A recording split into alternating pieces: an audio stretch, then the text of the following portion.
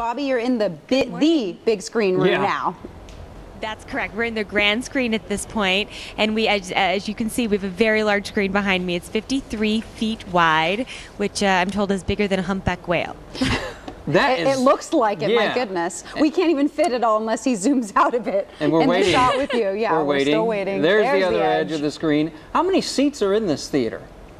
It seats 235 in this auditorium, and the complex itself has 1,400.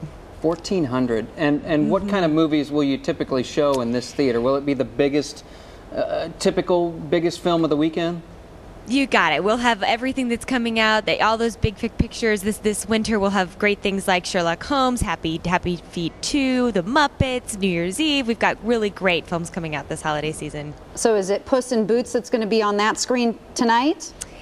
Puss in Boots will be in the second largest house. Okay. And tonight there'll be Tower Heist here, which we're really excited about. Okay. Gotcha. The action one. And you're really rolling out the red carpet tonight for this.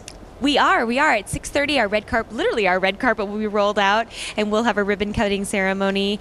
And the first 100 people that show up will give a free goodie bag, and it's free popcorn all weekend with the purchase of a movie ticket. Tell us why Ozark and how many jobs we're talking about here. Yeah, you know, we had 300 people show up for our job fair, and we hired about 35. And the cream of the crop, man, we just had some really great people arrive in the community, and we have several management positions as well as hourly employees. And so we were really happy to be able to do that. And Christian County has been so welcoming and just really great, and we're really so happy to be here. And what else is on? We know Tower Heist is there. We know Puss in Boots. What else can people see if they show up tonight? And do you have any freebies, any goodies for the big opening weekend? Absolutely. So Harold and Kumar Christmas 3D is here as well. We also have Footloose, Courageous, Paranormal Activity for those who want to be scared out there this weekend. And then again, we have free popcorn with the purchase of a movie ticket, and the 100 goodie bags that we're giving away to the first 100 people in the door at 6:30. See, I can't get enough of the free popcorn. I know, it does sound delicious, doesn't it? We're always hungry at this hour, Bobbie. Yeah, we are. Bobbie Bagby, go ahead. Do you have another question for her? No, that's it. Yeah, thank you very much. Joining us live. Thank you. No problem. And tickets are on sale at bbtheaters.com. Perfect. Great.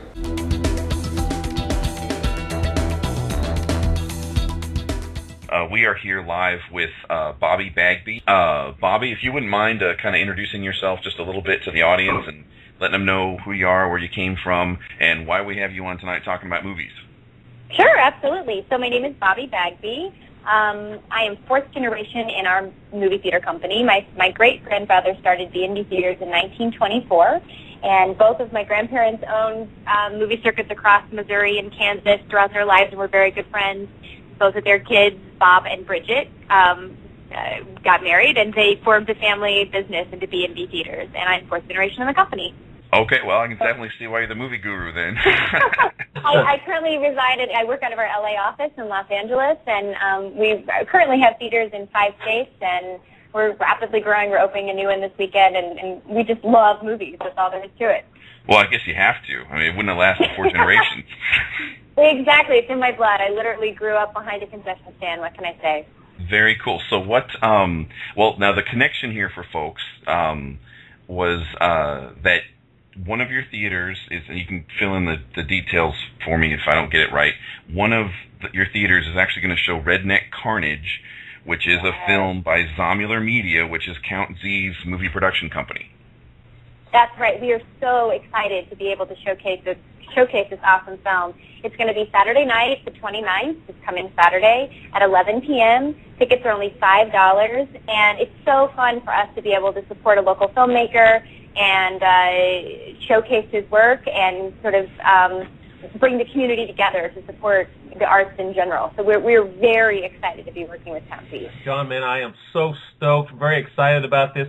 Redneck Carnage has shown in film festivals around the world and around the country, but I mean, this is something special because this is my hometown theater, and I remember when they first built the theater. I was a teenager at that time, and it was the Cinema 4, and this is where I went to watch movies, and it was like a real starry-eyed experience, and here I am 20-odd years later. It's like an out-of-body experience, if you follow me. So I have to say thank you very much, and this is a tremendous opportunity, and we're very excited. B&B Theaters, from what I hear, perhaps the first theater chain that is going to go 100% digital within the next year. Ms. Bagby, am I right about that? That's correct. Yeah, we're one of the very first that will be 100% digital by Thanksgiving. We're installing the last couple ones as we speak. Our crews are out all over. We're very excited to be able to offer that. Digital cinema allows us to offer such a wide variety of content. I mean, right now, in fact, at our Colleyville, Texas location, we're showing the World Series live on the big screen. So it allows us to show independent films. It allows us to show, sporting events as well as the classic, Sony releases that will be coming out over the holidays. So we're very excited to be cutting edge. We've been working very hard on our end to be, state of the art. And we really do have some of the best projectors in the country. It's interesting. I live in Los Angeles, like I said, and I go to some of the top theaters, highest grossing theaters in the nation on a regular basis. And sometimes their presentations are not as good as the stuff that our hometown theaters have because we are so aggressively trying to put in the state of the art, top of the line sound systems and new projections. So we're very excited to be able to say that we will be 100% digital by Thanksgiving. So that's one of the things that it means to be a digital theater, is that it's easier to get those live streamed events like the World Series and stuff like that? Absolutely. Well, it means a whole bunch of things, actually. So if you have a 35mm print, which is since the beginning of movies in general, that's what movies have been, made and mass-produced anyway. When you have a 35mm print, let's say Titanic, when it played for 10 months, it went on forever and ever. By the time the end of the run, this print was very scratched, and no matter what we did, no matter how well you protect your print, it just gets scratched and fuzzy because of the nature of how it works.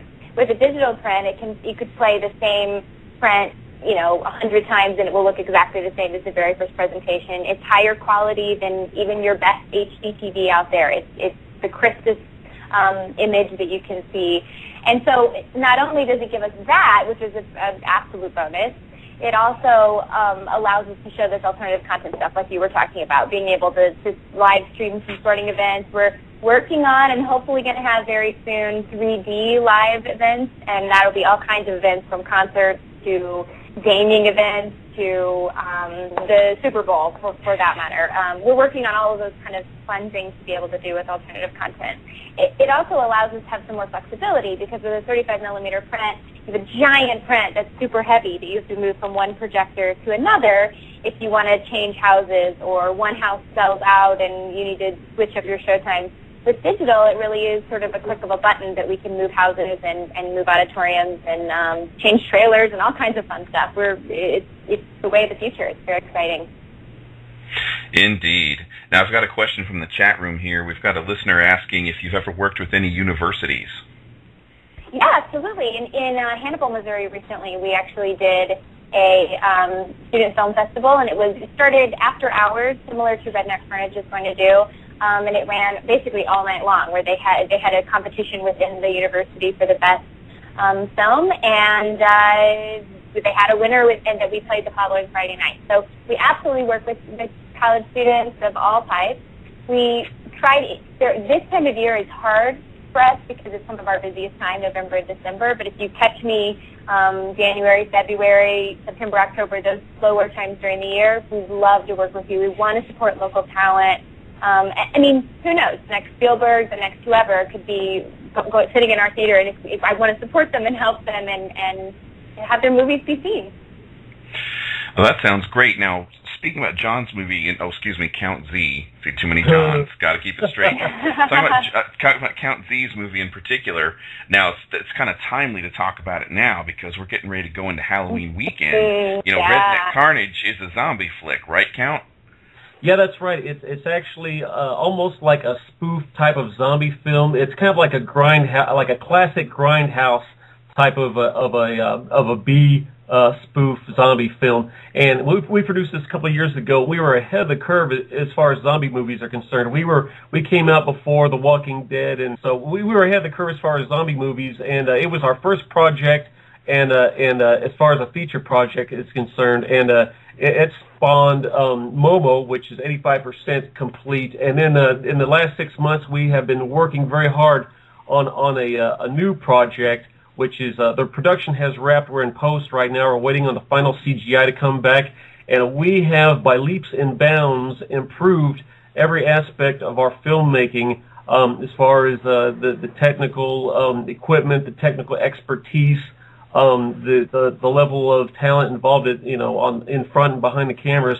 So, I mean, it's wonderful to get the exposure, and that means a lot for an independent filmmaker. So we can be inspired to go forth and make more movies.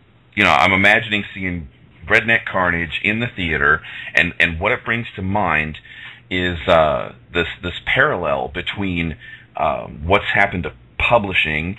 And I'm going to ask Bobbie here if there's a parallel between what's happened to publishing and what's happening to the movie theater, because it made big headlines that Borders went bankrupt recently, and it's in the publishing industry.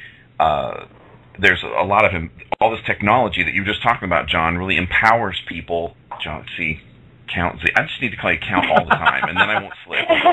Okay. But all this technology that you were just talking about, Count, is it empowers the small company. It empowers the individual person to be able to create quality that used to require a big company, that used to require deep-pocketed investors. And now we're getting to the point where the small company, the average person, the small group can start to create entertainment of that caliber. And in publishing, the big publishing houses are going out of business, and we've talked on the show before about what's happening to the big publishing houses. It's adapt or die. They either have to adapt to the way things are now, because nobody can afford to warehouse 10,000 books and wait for them to sell. Now we want print on demand, and we want just-in-time shipping, and we want everything scaled down smaller and smaller to the individual. And we've got things like Kindle. Yeah, we've got things like Kindles, and there's ebooks, and just the overhead of having a big company in the first place makes them kind of a dinosaur compared to the leaner, meaner, smaller company that doesn't have all that overhead. Is there anything like that, Bobbie, happening in movies that's going to kind of open the door for the independent, smaller person to have more of, or the smaller company to have more of a little more equal footing, with Hollywood? I think it's going to be really interesting to watch and see how it changes, because there are smaller studios opening up. Relativity is an example. Summit Entertainment is an example that is actually actively seeking smaller independent films that they've been distribute on a wider scale, which I think is a bonus and a yay for all independent filmmakers out there. But I do think that the differences in the movie industry versus the publishing industry is there is a limited number of screens that are out there, and we're putting all this money in to put in this new digital equipment because it's going. That's the way of the future. If you don't have last year at our CinemaCon convention, the president of NATO said that by the end of 2013 there will be no 35mm prints.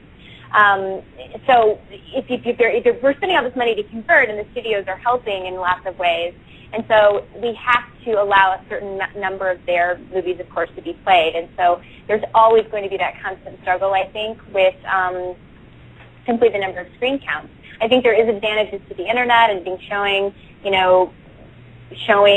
smaller films in other ways, but I'm sure you'll agree with me that there is nothing that like sitting in a big auditorium and watching it and crying and laughing with your fellow patrons of the theater is different than watching it in your living room. So I think that I'm sorry, go ahead. I completely agree.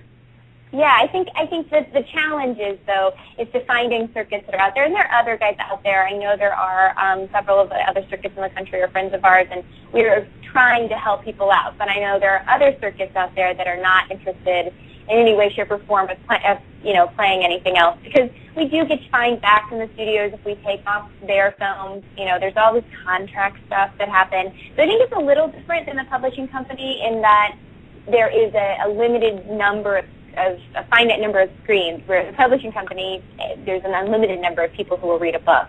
So I think it's different in that respect, but I do think with the digital cinema, the movie the way it is, and the advances in cameras and the equipment on the director's end, that there's so much potential, I think, that's out there to find some of these late night screenings or off-hour screenings to give more people a shot. Does that kind of answer your question? Yeah, and actually a few more just popped up here in the chat room. We have one listener asking for a little clarification. They want to know exactly what you meant by NATO. They're guessing that it doesn't mean the military NATO. That's right. No, it's the National Association of Theater Owners. Oddly enough, the National Association of Theater Owners has a convention in Geneva, and I talked to the panel a couple of weeks ago, and I said to my husband, NATO asked me to speak at the Geneva convention, and he looked at me like I was a crazy person at first. So no, it's National Association of Theater Owners, and it's Lake Geneva is one of their conventions. And not to be confused with the military NATO. I'm not nearly that exciting to get to go to those events. So. All right, and then let's see, we've got. Shorty made mention of Full Sail University, and we were speaking about the equipment and the advances in equipment and in gear for the independent filmmaker. And now there are several movies that are coming out now, and I'm sure Ms. Bagby is aware that they are starting to shoot these films on the Red camera, and the Red camera has an extraordinarily high resolution, the resolution is like 4 or 5 times greater than your typical high definition picture, and they're starting to shoot major films with these cameras, and these cameras are only $20,000.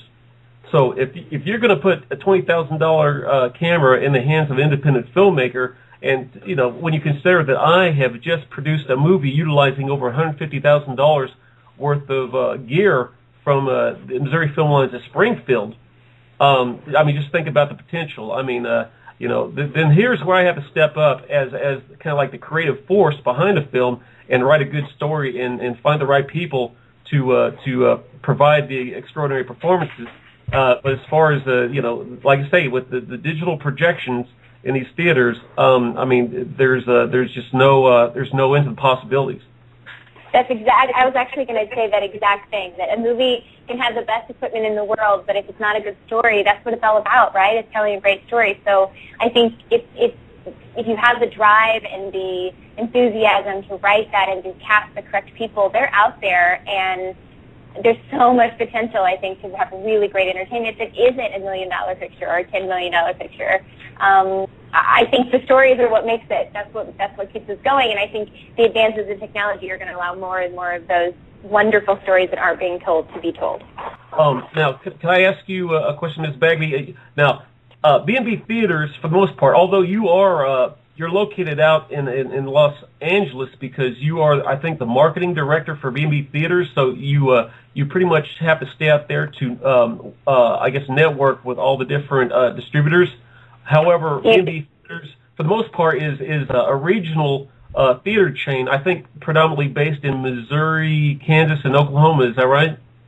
Yeah, that's correct. Our headquarters are in Kansas City and Liberty, Missouri, and we're in Missouri, Kansas, Oklahoma, Florida, and Texas, although Florida and Texas, we just have one location at this point, but we're getting ready to build a second location in Texas. And we thrive on the Midwest sort of circuit that's out there. We're family owned and operated, and sort of love the Midwest feel. I'm back in the Midwest 1 or 2 times a month, but yes, I'm out here in LA working with the studios on a weekly basis, doing promotions of all kinds. Now, you said you were getting ready to open a new theater this weekend. Is that right? That's right. Next weekend, actually, November 4th, we're opening one in Ozark, Missouri, just outside of Springfield. Oh wow! Yeah. It's our biggest and most expensive theater yet, so we're very excited about opening it. It's actually kind of interesting. It's only the second boothless theater ever created, basically, in the United States. Our first one was in Wildwood, Missouri. There's been some people that have been advancing and changing the build, but Ozark is a completely boothless theater, meaning there is the projection booths are sort of suspended above the walkway. So, in fact, some of them are even lowered down if you have to work on them. So it's a completely new design, a very different concept, and we're excited about it. It seems like the entertainment is almost like driving technology. Absolutely. imagine what it must be like to have to manage all this technology all the time and deal in this work. Because normally the casual person just walks into the movie theater and we just enjoy the movie and we don't think about the pressures that you deal with. And so I was just thinking about just the level of technology that's going on. Entertainment, it's like our appetite for entertainment as a society is almost like driving the technology. What a wonderful thing. As long as technology can keep up, what a wonderful thing to have happening. And, one of the big questions that I always get asked is, how is the internet affecting you and how is Netflix affecting your business and stuff. But I think because entertainment is becoming a higher priority in everyone's life, in that it's actually benefiting on a lot of levels, because people being excited about movies is a good thing for my industry, for me personally, and for me because I like to go to the movie. And so I think no matter how much those things are starting to affect in the way that entertainment and the way people consume product is changing drastically all the time, I think there's there's an infinite number of people who want to watch movies or want to experience all those technology avenues. Right. Now, as a common, layperson out here in the world, just dealing, just being a regular consumer of entertainment, just like your average American. Sure. A lot of people, like you said, a lot of people ask how Netflix has affected you and stuff. What about is there anything to this economy thing, or people like starting to, because I remember hearing a statistic that my social studies teacher told me in high school, stuck with me forever, I still have it. It said that if you graph the Great Depression and you graphed out these industries through the Great Depression, there'd be this huge dip in their growth. They'd have this linear growth, and they'd grow and grow and grow, and then the Great Depression would happen. There'd be this big chunk taken out of them, and then when the Great Depression was over, they'd start to recover. Well, it said there were 3 industries where you cannot tell the Great Depression ever happened. If you just graph them over time, there is no chunk taken out of them. They just continued like nothing ever happened. And those 3 industries, the number 1 industry was entertainment. Entertainment was not affected because people still needed to escape, they still needed to dream, they still needed to be inspired, they still needed to feel better. And of course the other 2 industries just were alcohol and makeup for women. So, just take that as you will. But entertainment was not affected by the Great Depression. So are you seeing that now? People still, consuming, even though jobs are down and everything? They are. I have to say, especially during the start of the recession, it was our business actually increased as an entire industry. I won't speak specifically for B&B, but as an industry, it actually increased, because I think exactly what you're saying. People need to escape, and they need to sort of go and laugh with a crowd of people and forget their worries. I will say, on a side note, that going to the movie is still the cheapest form of out-of-home entertainment that there is. And so even with prices the way they are, I know everybody always complains, but it really is still one of the cheapest forms. It's cheaper than going to a basketball game. It's cheaper than going to a professional sporting event. It's cheaper than bowling. So I think that's to our advantage, too, that it is affordable if you go to the right show times and you're exploring. And so those numbers have actually increased more on matinee prices. Oh, no doubt. Very cool. Now, let's make sure that we get everybody the information they need. So let's make sure we get John's Count Z's movie promoted, and let's make sure we talk about the stuff that's coming up for B&B Theaters for the holidays and stuff like that. So if somebody's out there and they were in driving distance of Redneck Carnage on the big screen, where and when is that all going to be? Would you like me to talk about that? Should I do this one? Okay. Sure, by all means. Go ahead. If you live in central Missouri, and if you're anywhere near Fort Leonard Wood, Missouri, or in Pulaski County, you should come on down to the B&B Movie Theater House, Cinema 8, in Waynesville on Saturday the 29th. That's 2 days from today at 11 p.m., and you can watch the funniest, scariest, zombiest movie that you've ever seen in your life.